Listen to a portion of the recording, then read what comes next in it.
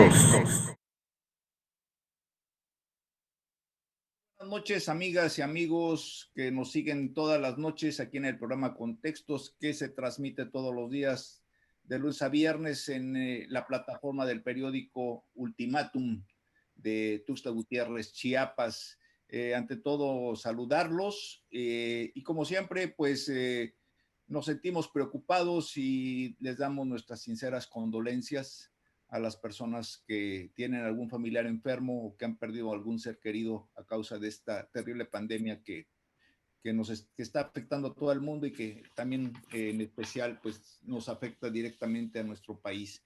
Y bueno, este día, 17 de noviembre, se cumple un año de que pues si no apareció, es el cumpleaños del coronavirus. Si no apareció, por lo menos fue anunciado de alguna manera ya en forma pública la existencia de un nuevo virus misterioso que había surgido en una provincia que se llama Wuhan, en China. Y en aquel entonces nosotros lo recordamos, lo veíamos como algo raro. Yo me acuerdo que incluso empecé a escribir sobre el coronavirus simplemente como reflejo de que esto estaba afectando los mercados mundiales, y eso ya fue cuando, creo que en diciembre fue cuando ya se empezó a poner el acento sobre que era una epidemia, un virus muy poderoso y que estaba causando una gran mortandad en China. Incluso una periodista fue procesada porque fue de las primeras que hizo un trabajo en donde se señalaba de que este virus había prácticamente pues devastado la provincia de Wuhan. Después de eso, pues las autoridades chinas empezaron a aceptarlo, decretaron situaciones de emergencia, aislaron a las poblaciones y bueno, un año que hemos estado conviviendo con el coronavirus, aunque por supuesto hay otras versiones que señalan de que ya se sabía de la existencia del coronavirus mucho tiempo atrás y que en realidad el 17 de noviembre es cuando ya es imposible mantener en secreto que estaba China sufriendo pues los estragos a causa de este misterioso virus y que pues ahora prácticamente no prácticamente, sino que lo conocemos y lo sufrimos en todo el mundo. Y por el otro lado, pues la noticia sorprendente, por un lado, que por supuesto, como todo lo que ha sucedido en los últimos tiempos, causa debate, el hecho de que se logra, algunos dicen que es mérito del canciller Marcelo Ebrard, se logra que Estados Unidos desestime los cargos para juzgar al general Salvador Cienfuegos, exsecretario de la Defensa Nacional allá en la Corte de Nueva York, en Estados Unidos, y que su cargo lo va a continuar acá. Hay una versión que piensan que va a regresar como un ciudadano libre de toda sospecha, y otro que no, que va a estar encarcelado en una prisión militar, que todavía eso no se ha dilucidado bien. Se entiende de que va a ser procesado aquí, no sabemos en qué condiciones. El debate también está, unos piensan que es un triunfo del gobierno de López Obrador, otros que es un fracaso, bueno, como todo, como siempre sucede en estos aspectos.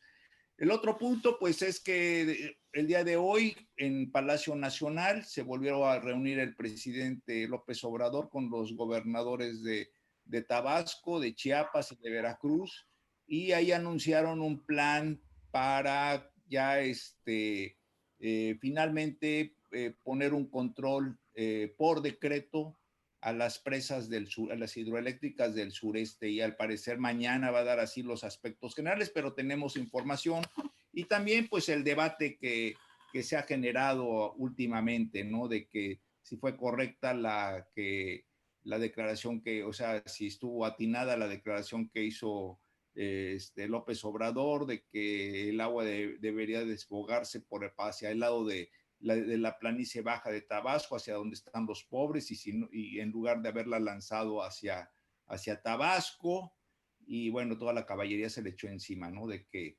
había traicionado a los pobres. Y en fin, hay otros temas así que tenemos importantes en la agenda. Por supuesto, pues es un puente que se da en el contexto de que estamos celebrando, o al menos es el aniversario de el inicio de la Revolución Mexicana. Aquí también todo un debate si efectivamente la Revolución Mexicana empezó con Madero o realmente fue el inicio de un momento democrático y después fueron otro tipo de revoluciones. Y hasta la fecha, si ustedes quieren y si nos alcanza tiempo, pues podríamos debatir sobre si todavía podemos estar hablando de los logros de la Revolución Mexicana, considerando que en los 50 incluso hubo un buen debate que se hizo sobre si todavía vivía la Revolución Mexicana. Y ahorita, pues si nos podemos saber también nuestras leyes, buena parte de de aquellas demandas que hicieron los revolucionarios y que se plasmaron en la Constitución de 1917, pues ante tantas reformas y ante tantos cambios del país, pues ya son una simple mera referencia histórica y que en realidad, pues, de aquellos ideales revolucionarios a la realidad actual, pues hay mucho trecho y muchas cosas no se han cumplido y otras se han degenerado. En fin, ya también vemos con gusto que está nuestro amigo Víctor. ¿Cómo estás, Víctor? Buenas noches. Buenas noches, Ricardo. Buenas noches. Buenas Buenas noches, Keta. Buenas noches, Gilberto. Hola, buenas noches. Y bueno, pues si quieren empezamos, ¿con qué íbamos a empezar? Con el aspecto del General Cienfuegos. del general Cienfuegos. Pues adelante, Keta, tienes la voz. Bueno, pues es un tema, ¿verdad?, que hoy nos despertó con la noticia de que el general Cienfuegos regresaba a México. La noticia un poco confusa porque no entendemos cuál va a ser la condición del regreso del general. Si él regresa libre totalmente, que en Estados Unidos no le encontraron realmente indicios, ¿verdad?, o evidencias de lo que lo acusaban al inicio, o por otro lado, si el gobierno mexicano ya tiene pruebas sobre lo que se supone que iba a iniciar una investigación al respecto, porque también al parecer al gobierno mexicano le tomó por sorpresa el que el general Cienfuegos fuera apresado en Estados Unidos y con tanta publicidad, ¿verdad?, que despertó una serie de debates en torno a ello, hasta se movió a que muchos opositores señalaran que el gobierno debería ponerle un abogado y pagarle la defensa al general Cienfuegos, ¿verdad? Hubo toda una serie de comentarios al respecto y que me supongo que debió de haber una reacción al interior del ejército, pues han de haber sentido que se estaba masillando el uniforme del ejército con esta acusación al general Cienfuegos y de repente pues nos agarra de sorpresa la noticia de que está de regreso. Pues esperaremos qué pasa en los próximos días, cuál va a ser la calidad en la que él regresa, si lo van a estar esperando a la llegada al aeropuerto la policía militar, ¿verdad? O la policía civil, porque esto es un tema no tanto de un delito militar, aunque durante muchos años los militares consideraron que todos los delitos que cometían un miembro de las Fuerzas Armadas tenía que ser juzgado por tribunales militares. Entonces está ahí la especulación, no sabemos realmente cuál va a ser el regreso del general Cienfuegos, si va a ser un regreso con gloria o sin gloria, ¿verdad? Pero por lo pronto, ya en todos los chats hay muchas especulaciones al respecto, ¿no? Bueno, el maestro Zavala tenía una teoría al respecto. A ver, lo escuchamos. Muchas gracias, Ricardo. Yo nomás quisiera recordar que efectivamente fue el 11 de noviembre cuando el general Salvador Cienfuegos hubo de ser detenido en Los Ángeles, California, en el país vecino, los Estados Unidos, en el que se le acusa de conspiración para fabricar y distribuir narcóticos en Estados Unidos y lavado de dinero. Efectivamente, toda la historia ya se ha comentado, la reacción del presidente, una reacción distinta frente a otros casos como el de Genaro García Luna, y en el que sin duda cobra especial relevancia la cercanía que guarda con las Fuerzas Armadas del Estado mexicano.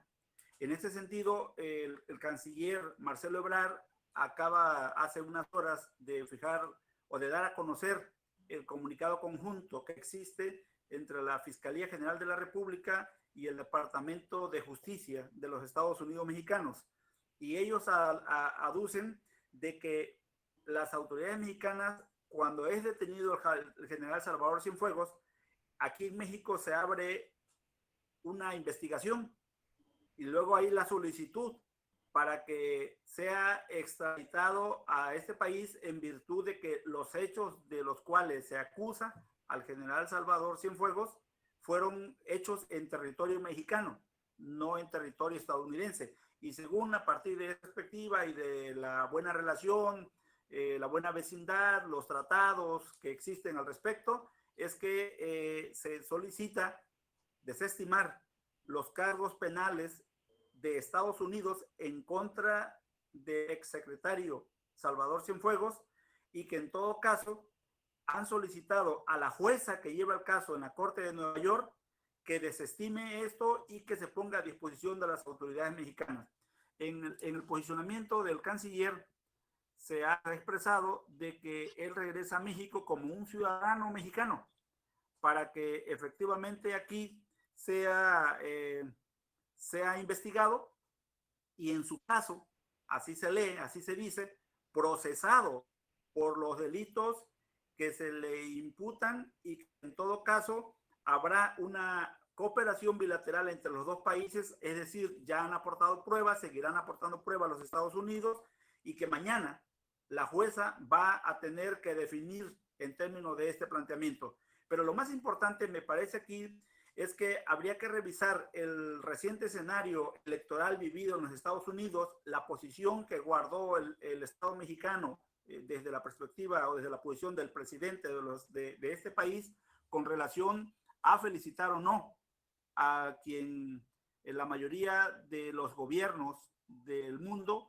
pues lo han reconocido como el virtual ganador y que en espera de los tiempos para que tome posesión, que es Joe Biden, y que, bueno, los comentarios que están en las redes es que este es un pago a un gesto político del presidente Andrés Manuel López Obrador con relación a esa posición diplomática que se daría en el contexto de los resultados electorales, y que, sin embargo, se aduce, se señala que las bases tienen que ver a esa buena vecindad, a ese buen trato, a las reglas y a los acuerdos que existen. Entonces yo diría que pues mañana va a ser un día interesante con relación a qué resuelve la jueza del caso en la Corte de Nueva York, si desestima los casos, si retira la acusación y es efectivamente entregado al gobierno de México. Muy bueno. ¿Y tú qué opinas, Víctor, al respecto? Bueno, a ver, vamos a aclarar la parte jurídica primero. La parte jurídica no es extradición. No es extradición porque en México no hay una investigación abierta. La extradición solamente aplica cuando en el país de origen hay una investigación y se pide a una nación con la que además tiene que haber un convenio firmado, que es un convenio de colaboración en caso de extradición y de persecución de delincuentes, para que le envíen a ese personaje. Es el caso, por ejemplo, de Alfonso Ancira, de Altos Hornos de México. Ahí sí hay un proceso de extradición. En el caso del general Cienfuegos no hay extradición. Segundo, no es que no se hayan encontrado cargos. Simple y sencillamente, el juicio ni siquiera ha empezado. Solamente las dos audiencias que se programaron, la primera se pospuso porque había mucho ruido por parte de los periodistas, y la segunda, en la cual se declara el acusado, en esa el general Cienfuegos se declaró inocente y fue lo único que hubo en esa en esa audiencia. En Estados Unidos, para que pueda iniciar el juicio, se tiene que declarar a la persona que se le está imputando, ya sea inocente o culpable, porque implica dos tipos de juicios. Si se declara inocente, entonces el Estado tiene que comprobarle los cargos que le imputan. Si se declara culpable, entonces empieza un proceso de negociación. Así es en el caso de Estados Unidos. El general Cienfuegos se declaró inocente y por lo tanto el juicio tendría que empezar para que el Estado norteamericano, que es el que hace las investigaciones a través de la DEA, señale cuáles son las pruebas que tiene para finalmente, pues, imputarle no solamente los cargos, sino además señalarle la culpabilidad y por lo tanto una condena, que así debería de ser un caso normal. Entonces, si no es extradición y tampoco es que el general regrese porque no le encontraron, digamos, o no le pudieron probar porque ni siquiera el juicio haya empezado, entonces, ¿qué figura es? Y la figura es muy sencilla. El gobierno federal de los Estados Unidos, las dependencias que incriminan son parte del gobierno federal, está retirando, desestimando los cargos. Eso se llama desestimar. Es decir, como cuando tú llegas y acusas a alguien, luego le dices, no, sabes que siempre no lo voy a acusar. Entonces, lo está desestimando. En los comunicados que se han dado ahora es que el departamento está pidiendo a la juez, el Departamento de Justicia versus, digamos, la Fiscalía de Estados Unidos, le está pidiendo a la jueza que desestime los cargos y por lo tanto la jueza no tiene forma de decir que no, porque si no tienes parte acusadora, no tienes forma de iniciar un juicio. Entonces, el general Cienfuegos va a ser liberado, si no es que ya fue liberado esta noche, en Estados Unidos. Y regresará a México, si quiere regresar, y si hay un acuerdo para que regrese, si no, pues por supuesto, es una persona libre, podrá ir a donde se le pegue la gana o regresar a México si es que, y ahí viene la segunda parte, hay un acuerdo político. Y ahorita voy a hablar sobre el acuerdo político, si me permiten, pero te termino la argumentación jurídica. Entonces, al desestimar los cargos, la dependencia tendría consecuencias no solamente con el general, sino con todo el caso que esté adminiculado, o sea, todo el caso que esté relacionado con el general. Por lo tanto, los cargos en Estados Unidos normalmente, las dependencias federales no lo retiran. El porcentaje de retirar cargos en Estados Unidos es inferior al 1% por causas de, digamos, por voluntad. Cuando los han retirado, que han sido muy pocos también, han sido por violación de derechos humanos, lo que aquí diríamos el debido proceso, aunque se hace antes, ¿no? De tal manera que ese es un caso verdaderamente, pues, excepcional en el caso de los Estados Unidos. Ahora bien, vamos a la parte política, si ustedes me permiten. Aquí habría tres interpretaciones al menos. Una de tipo local. En Estados Unidos hay una interpretación política que queda por escrito. Al desestimar los cargos, lo que está diciendo la Fiscalía, o sea, el Departamento de Justicia, dice que al inculpar a este personaje, se incurre en afectación de las relaciones diplomáticas que son más importantes con otra nación. Es decir, ahí hay una valoración política. No está diciendo que no sea culpable, no está diciendo que no tiene los elementos para llevarlo a juicio, no está diciendo que no tiene pruebas, no está diciendo nada de eso, solamente está diciendo, sí, tenemos los elementos, pero al hacerlo estaríamos generando un posible conflicto o una desaveniencia con una nación extranjera. Eso normalmente no lo han hecho incluso con otras naciones, ¿eh? No lo han hecho con Irak, con Panamá, con Argentina, con Chile, con los espías rusos, etcétera, etcétera. No lo han hecho con nadie, salvo ahora con México, y en alguna ocasión lo hicieron con Inglaterra. Habría que recordar un caso por ahí muy interesante. En fin, pero lo están poniendo por escrito, están diciendo que esa es la razón. Y esa ya es una valoración de tipo política. La segunda valoración de tipo política tiene que ver con la relación que el presidente de México tiene con las propias Fuerzas Armadas. Aquí ya hablamos en alguna ocasión, cuando fue este caso, que si perdía o ganaba López Obrador, plantearlo en ese esquema es demasiado simplista, es reducirlo demasiado, hay que hacer un análisis más profundo. El presidente fue errático porque dijo al principio, primero dijo que no sabía, después dijo que sí sabía. John Ackerman salió a decir que sí sabía, pero que respetaban la ley. El canciller o secretario de Relaciones Exteriores dijo que no sabían sino hasta unas horas antes. Es decir, en el gobierno federal no hubo una comunicación real y nunca se supo realmente si tenían conocimiento antes o después. Y luego hubo otra declaración también desafortunada del presidente porque dijo, vamos a investigar a todos los cuerpos o a todos los que participan en el ejército relacionados con lo que se le está imputando al general. Es decir, con esa declaración estaba diciendo prácticamente que sí era culpable y que además tenía cómplices dentro del ejército. Y esto causó un malestar tremendo dentro de las Fuerzas Armadas.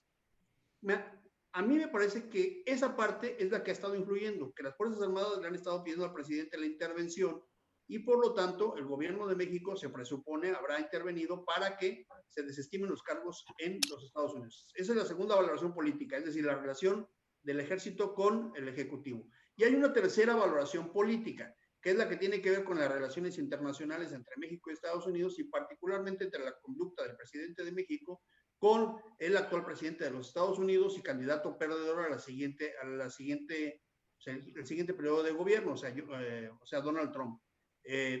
Puede ser, pero no de manera simplista, simple y sencillamente porque el presidente no ha reconocido a Trump, a Biden, sí, y acusado o señalado o insinuado que hay fraude. No, puede ser un arreglo del tipo de seguridad continental, es decir, sí permitimos que te lleves a tu general, pero a cambio permítenos entrar a hacer la investigación a las Fuerzas Armadas, ¿no? A la DEA que pueda entrar, permítenos investigar estos temas, ayúdanos y colabora. Y hay indicios que eso es lo que está ocurriendo por ejemplo, el señalamiento de delincuencia o más bien ya fincándole acusaciones directas al exgobernador de Nayarit. Parecería que por ahí está el asunto, es decir, sí hay un asunto de acuerdo político con Trump, pero no solamente porque no reconocen el triunfo de Biden, eso es muy caricaturesco, eso está bueno para los memes, pero no para el análisis. En realidad tiene que ver más bien con un asunto de seguridad transcontinental. En conclusión, ¿qué va a pasar con el general Cienfuegos? Va a llegar probablemente a México, dicen que pudiera iniciarse una investigación, pero no puede ser encarcelado ni en este momento, ni en una prisión militar, ni en una prisión civil.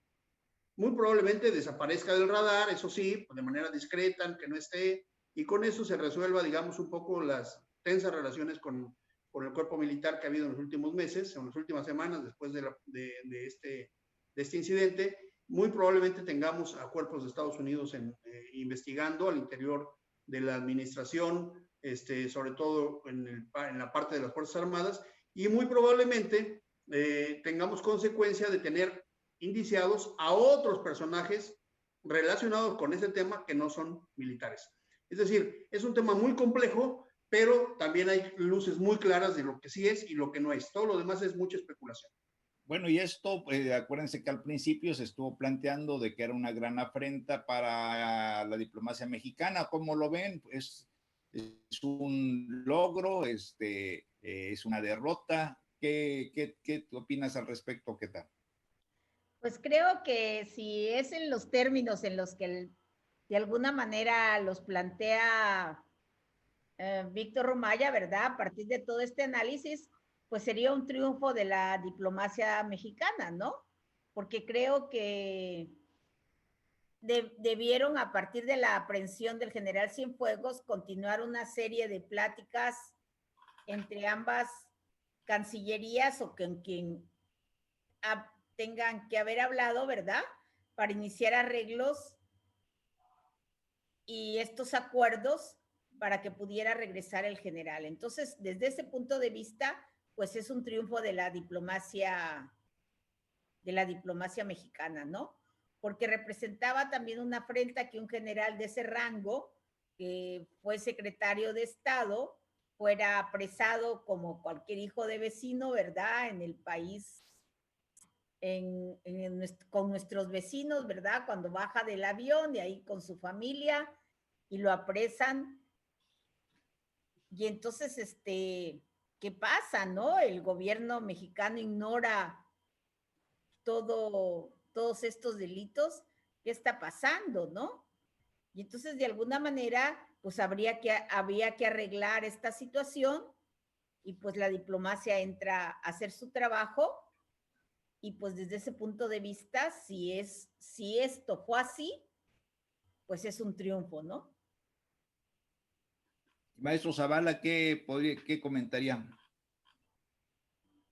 Yo diría que de acuerdo a lo expresado por el canciller Marcelo Ebrard, él refiere que en el comunicado conjunto entre la Fiscalía General de la República y el Departamento de Justicia de los Estados Unidos es que efectivamente entregan a México o desestiman del caso para que el acusado sea investigado y en su caso procesado. Es decir, no viene detenido, no llegaría, si es que llega a México, en calidad de detenido. Eso creo que queda claro.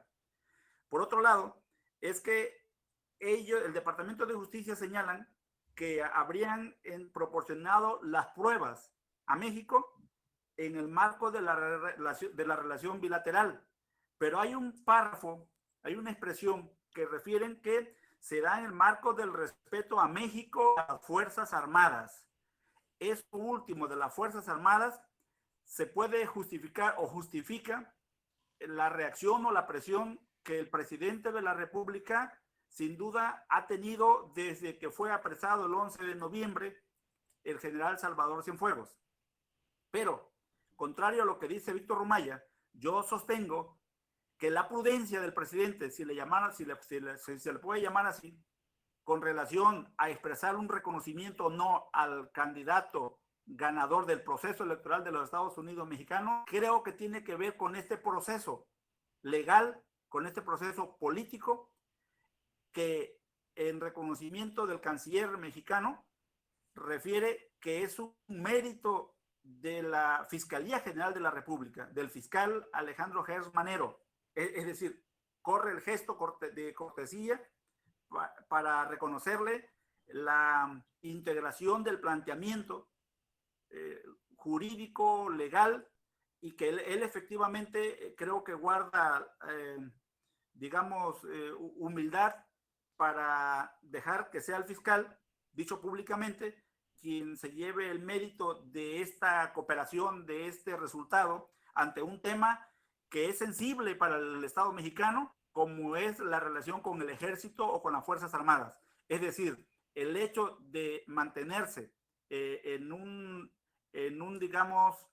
negación, porque ha sido muy reiterado, porque el hecho de estar explicando una y otra vez el por qué no reconoce al candidato electo de los Estados Unidos mexicanos, en mi opinión, sí tiene que ver con la sensibilidad de este caso que se venía esperando y que ya no se había mencionado.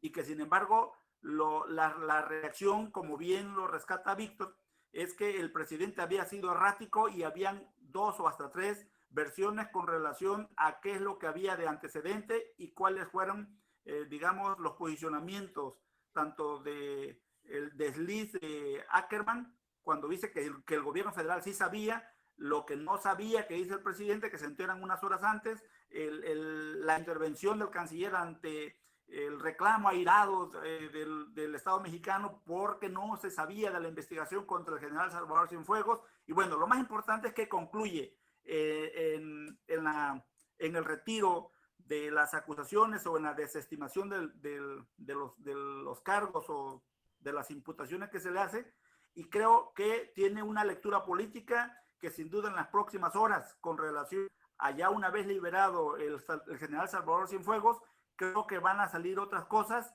porque si algo ha caracterizado a este gobierno es que una vez que suceden los hechos, entonces ya hay quienes asumen el rol de haber tomado una u otra decisión, y que pues ahí está el caso de la liberación del hijo del Chapo, ahí está el caso de la inundación a las comunidades bajas de Tabasco, en donde el presidente dice, yo lo hice. Y ahí se termina, digamos, los rumores o los comentarios, porque no pasa nada. Pero regresando al punto inicial, el maestro Rumaya, ¿es un triunfo? ¿Es una derrota? ¿Cómo lo podemos interpretar de la diplomacia mexicana? Pues, cuando hablas de un triunfo o una derrota, tiene que ser una valoración política. Como decíamos, por eso sacamos originalmente la parte jurídica, ¿no?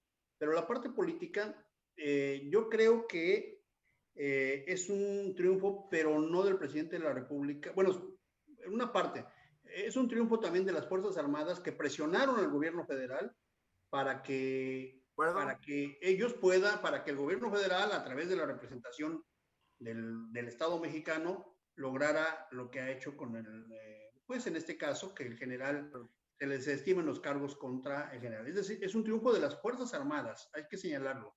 Y la presión de las Fuerzas Armadas no es un asunto menor, por eso lo decíamos desde el principio, era algo muy, muy, muy grave. No es lo mismo, por ejemplo, de García Luna o de un gobernador que pueda ser extraditado o de un narco. No. Y le estaban dando el trato de narco y eso no es ni políticamente correcto ni jurídicamente correcto.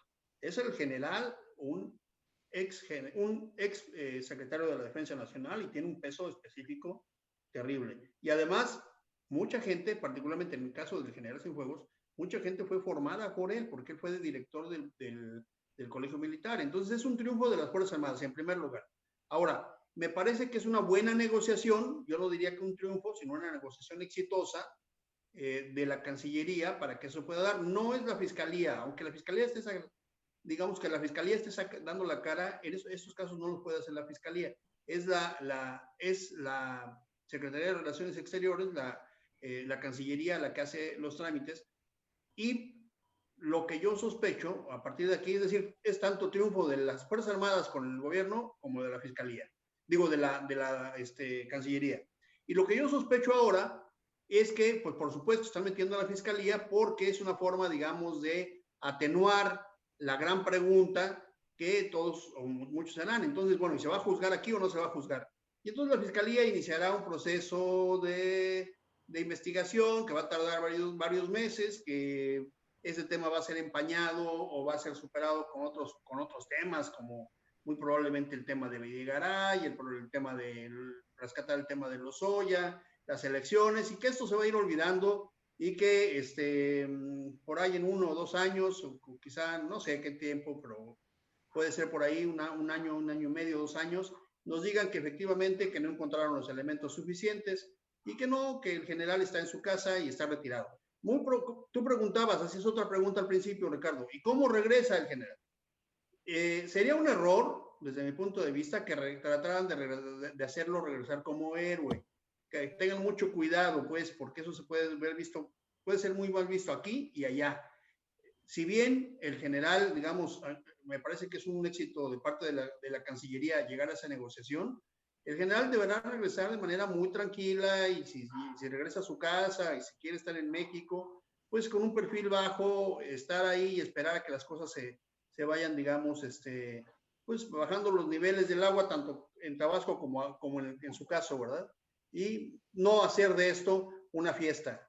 Es un tema muy, muy serio, muy importante, y pues está todavía, digamos, las acusaciones que hizo la DEA, yo creo que está vinculado con muchos otros personajes que seguramente nos van a dar muchos temas en los próximos meses.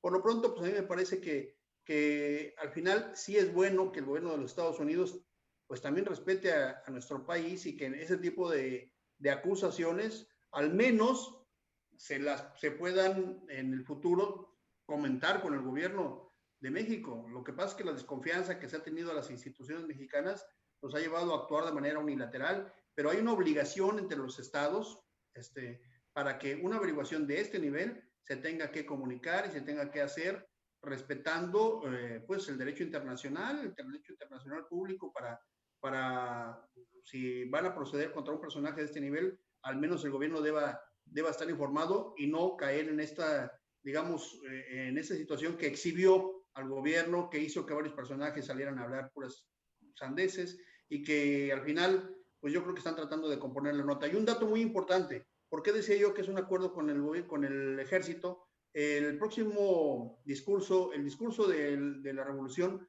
de manera inédita, no lo va a hacer el presidente de la República, sino el secretario de la Defensa Nacional, algo que no había ocurrido en México. El discurso de conmemoración del 20 de noviembre o de la Revolución Mexicana, que tú tocabas este tema, Ricardo, lo va a pronunciar el secretario de la Defensa Nacional. Otro Es decir, ahí está otro mensaje, cómo se está queriendo congratular o cómo se congratula el gobierno federal con las Fuerzas Armadas, lo cual no está mal, ¿eh? Ha sido necesario durante toda nuestra historia. Perfecto. Bueno, yo les propondría que, por ejemplo, el tema del 20 de noviembre, lo dije al principio, pero ¿por qué mejor no lo discutimos y hablamos de eso el mero día, el 20 de noviembre? Órale.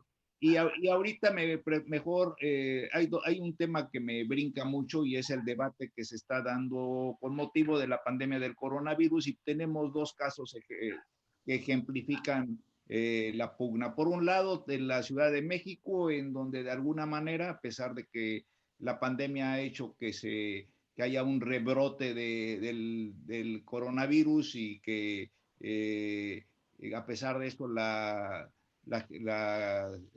Claudia Sheinbaum ha mantenido, la jefa del gobierno ha mantenido la decisión de no cerrar el comercio, sino tener ciertas regulaciones. Y por el otro lado, pues vemos el caso de Chihuahua, en donde el gobernador Javier Corral, allá también ante el rebrote terrible o ante el gran número de casos, ha optado por aplicar la prohibición y castigar a la gente que no lleve cubrebocas y en donde pues lo hemos estado viendo, se ha aplicado la ley, ha habido detenidos. Son los dos puntos. Por un lado, la cierta tolerancia, por otro lado, la mano dura. ¿Quién quiere, ahí sí dejo, quién quiere tocar el tema para arrancarlo? Bueno, creo que como desde el principio se vio que el presidente, por ejemplo, tardaba en actuar, en tomar medidas drásticas sobre el tema del coronavirus, ¿no? Lo vimos muy ligero, lo vimos todavía que abrazaba a mucha gente, que se negaba a usar el cubrebocas, que invitaba, como cuando fue a Oaxaca, que invitaba a visitar las fondas. Creo que estaba el tema de la economía y la salud, ¿no? Por un lado está la economía y por otro lado es la salud. Eso fue lo que retrasó que se tomaran medidas más drásticas. Y de repente yo creo que en la Ciudad de México, la gobernadora de la Ciudad de México, ¿verdad? Se enfrenta a esta situación, ¿no? ¿Qué hacer al respecto, no? ¿La economía o la salud?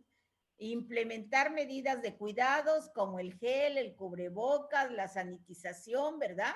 Como unas medidas de preventivas que desafortunadamente en ocasiones ante el hacinamiento, ante el número de pobladores de la Ciudad de México, ante los medios de transporte que van toda la gente muy en contacto, pues hacen imposible que se puedan cumplir todas estas medidas. Tal vez en poblaciones más chicas o más ordenadas, pues es posible, ¿no? Y entonces yo creo que Corral, que además se ha distinguido por tomar medidas diferentes al resto, ¿verdad? Ya lo hemos visto, ¿no? Pues él sí se fue por lo duro, por por medidas drásticas para impedir el rebrote. Se ha hablado también que después del Buen Fin se va a ver mucho cómo afectó el Buen Fin al coronavirus, ¿no? Al rebrote, a los nuevos contagios, porque la gente se dejó venir, ¿verdad? Si uno va a las plazas comerciales están llenísimas, claro que te toman la temperatura, te ponen gel y una serie de medidas, pero eso no impide en un momento dado, pues la cercanía con la gente, que alguien esté asintomático, estas reuniones que se están dando también en las familias a partir del Día de Muertos, que también se dieron muchas reuniones, las pedidas de calabacita que no se pudieron controlar del todo y una serie de festividades que en nuestro país celebramos, pues han hecho que las gentes estén en contacto, ¿no? Simplemente este fin de semana en San Cristóbal de las Casas los andadores estaban a reventar, ¿no? Y entonces, ¿qué pasará? Pues en pocos días podremos observar cuáles han sido las consecuencias, ¿no? Tanto en Chihuahua, en la Ciudad de México, como en Chiapas, otros estados Aquí llegó tarde el uso del cubrebocas, apenas tiene como 15 días que el secretario de Salud lanzó el reto de 14 días de usar cubrebocas. Ya hoy el gobernador señaló que pues ya pasaron los 14 días del reto, pero que por favor sigan usando cubrebocas. Y entonces en pocos días vamos a ver los resultados de las medidas que en cada estado, en cada lugar, se han tomado al respecto y veremos también el número de contagios, ¿no? Resultado de ello, ¿no?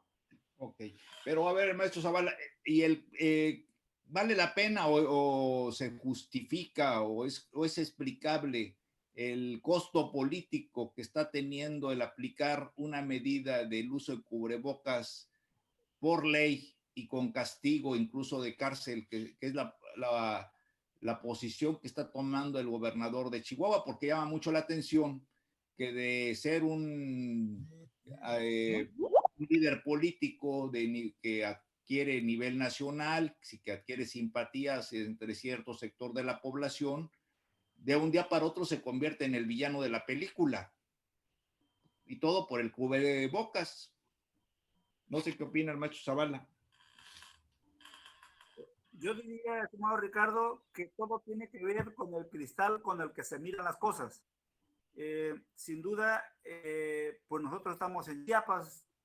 Chihuahua es un estado fronterizo en donde la presencia y la cercanía con los Estados Unidos, la conglomeración de la gente que se da en ese estado por los cruces que hay hacia los Estados Unidos, pues es mucho mayor que Chiapas, por supuesto, salvo que aquí cuando tenemos las caravanas de inmigrantes, que es cuando nos llenamos o socializamos con mucha gente de los países centroamericanos.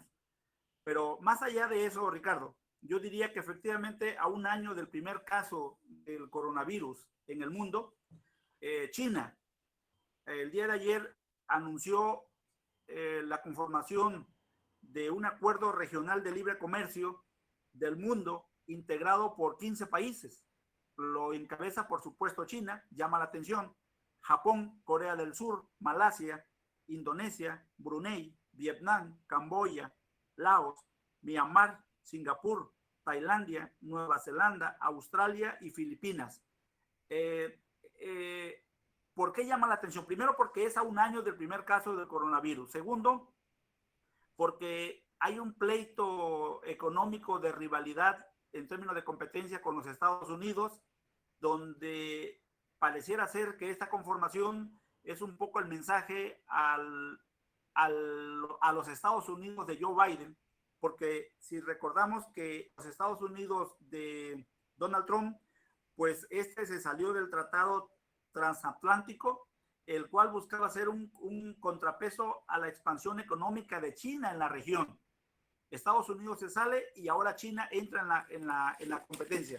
Pero más allá de ello, también llama la atención a un año que la vacuna Pfizer, que tiene un 90% de efectividad, y la vacuna Moderna, que tiene casi un 95% de efectividad, se espera que estas dos vacunas hacia la segunda mitad del año 2021 puedan tener ya más de 1,000 millones de vacunas para prevenir el coronavirus, y que esto efectivamente tiene sus pros y sus contras.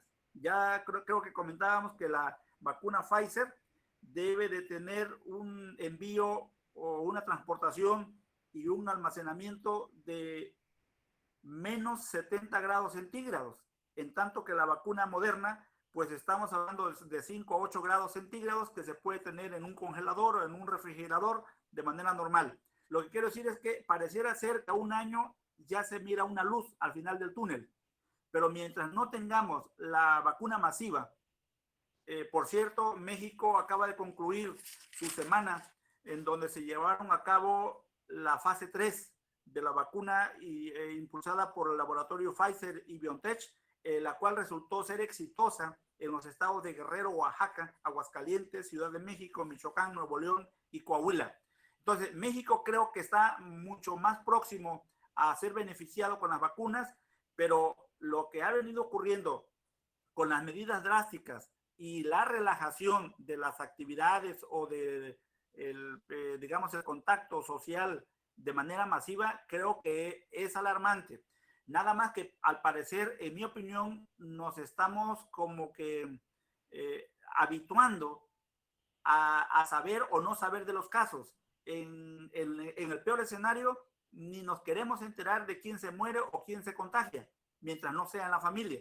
Y me parece que dices bien, en los próximos días, incluso dice la maestra Queta, habremos de saber qué tanto fue el alcance del Buen Fin ampliado, que son 2 semanas, que esta es la última semana, que dicho sea como comercial, pues ya las cosas van a estar más baratas, pero la conglomeración de la gente y el nivel de contagio que pudiera haber, sin duda también va a ser muy importante. Concluyo diciendo, el uso o no ya del cubreboca, a partir del antecedente que tenemos como México y lo que pueda hacer uno u otro estado, a mí me parece que es importante. Aquí el gobernador de Chiapas ha estado haciendo un llamado, porque además tenemos el otro problema, que son las inundaciones en varios municipios que son económicamente más frágiles y que son de comunidades generalmente de personas o de habitantes indígenas, y que esa parte y el coronavirus y la crisis económica va a ser muy o mayormente complejo este fin de año 2020. Ok, guys. Pero a ver, concretando, la pregunta era, ¿vale la pena o está correcto la posición del gobernador de Chihuahua de aplicar mano dura, encarcelar a la gente? Hemos visto que en caso hasta la policía llega y los golpea por no usar cubrebocas, o es una decisión que se debe de tomar, que debe de tomarlo la gente en una forma libre y responsable. ¿Qué opinas al respecto, tú que eres abogado, Víctor?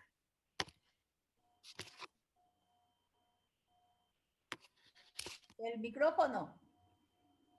Cuando hacemos un análisis de lo que está haciendo, por ejemplo, Alemania o Japón, o con lo que está haciendo, no sé, Francia, lo vemos como un país. En el caso de México, el grave riesgo o lo que está ocurriendo es que en realidad no estamos asumiendo el tema de la pandemia como país. Y no lo estamos asumiendo porque la pandemia desbordó a la propia Administración Pública Federal. La Administración Pública Federal se ha dedicado básicamente a estar pues manejando las cifras, ni siquiera dando las cifras que son, porque varios científicos ya han señalado ahí, digamos, que se están haciendo malos conteos y que no son las cifras adecuadas, pero aún así estamos pues en el umbral de los 100,000 decesos. Una pandemia como la que está viviendo México está considerada en la Constitución. En el artículo 73, fracción 16, está considerado qué se tiene que hacer, y ahí aparece una figura jurídica que se llama es un cuerpo de seguridad nacional para temas de salud. Es el Consejo de Salubridad General, así se llama, y es el que está obligado a tomar las decisiones para lo que ocurre en México, y es en todo el país, no son parciales. Sí se debe de convocar, especialmente por el presidente, y sí se hizo el 23 de marzo. Sin embargo, solamente sesionó en una ocasión el 23 de marzo y sesionó para darle toda la responsabilidad a la Secretaría de Salud. El 24 de marzo salió un decreto en donde la Secretaría de Salud asumía la responsabilidad del control de la pandemia. Cuando se dieron cuenta que no podían atender todo lo que estaba ocurriendo en el país, porque además de la crisis sanitaria y la crisis económica, había una crisis política por la falta de consensos, entonces se inventó lo del semáforo y se dejó a que cada estado hiciera lo que mejor le pareciera. Pero los estados se quejan que no tienen los recursos, no tienen el apoyo, no tienen el dinero, no tienen el apoyo de la Secretaría de Salud Federal, y por lo tanto no pueden hacer muchas cosas. Bueno, y además tienen recortes. ¿Qué es lo que pasó? Pues en realidad hubo un abandono de lo que la institución que marca la Constitución, que es el Consejo de Salubridad General, y no ha existido, no se ha creado, no se ha manifestado y no ha conducido el tema de control de la pandemia. Entonces se ha dejado a cada uno de los estados. Entonces imagínate tú un estado que no tiene, digamos, para tener vacunas, no tiene mecanismos para prevenir, que no tiene buenos hospitales o quizá no tenga una forma de atender a los enfermos. Y además tiene la presión de la sociedad diciéndole, oye, haz algo, porque si no haces algo, la gente ya lo está tomando como si ya hubiera pasado la pandemia, porque además los mensajes presidenciales de todos los días es, pues no usemos el cubrebocas, no pasa nada, el que quiera que lo use. La propia Secretaría de Salud dice que no es obligatorio, la propia Secretaría de Salud critica al propio cubrebocas, diciendo que además ni es seguro, que además puede ser una fuente de contagio, y lo único que dice, quédate en casa. Pero al quedarse en casa vemos cuál es la consecuencia. Las consecuencias económicas son terribles, porque la economía se desplomó por este asunto del distanciamiento social. Entonces los estados han tenido que hacer lo que mejor, lo que pueden hacer, porque están abandonados prácticamente y además bombardeados porque están cuidando que políticamente no les afecte.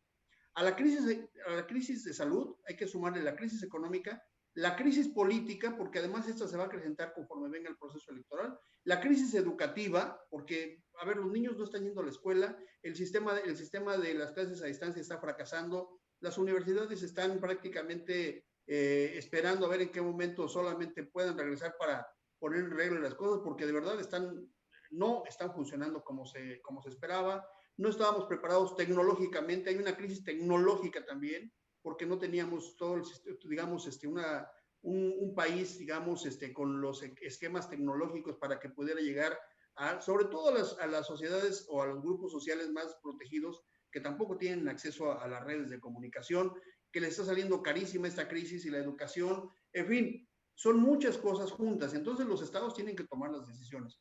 Tiene un costo político para Guadalajara, particularmente Guadalajara, pero para todo Jalisco, que Alfaro se ponga en un plan, digamos, más severo, o que lo haga el Bronco en Nuevo León, o que lo esté haciendo ahorita Corral en Chihuahua, sí tiene un costo político para ellos. El presidente no quiso pagar ese costo, por eso es que el presidente no lo está haciendo, hicieron esos cálculos, no quiso pagar ese costo, y por eso es un costo, digamos, que está siendo transmitido a los estados.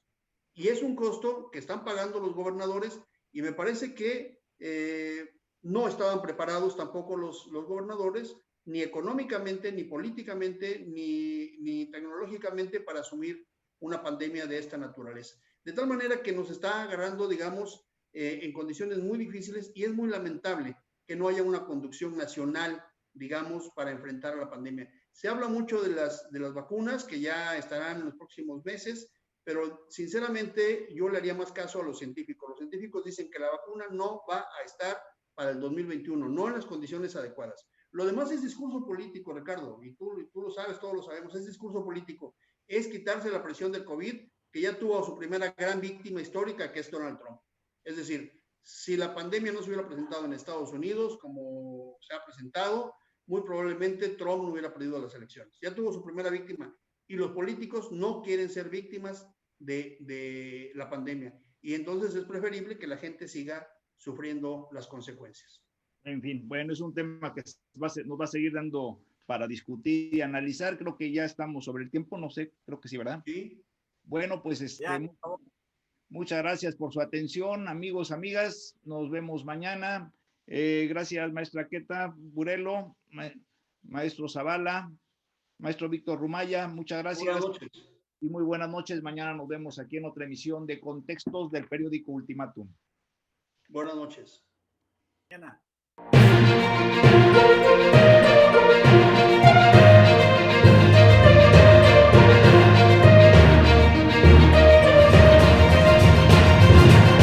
Contextos.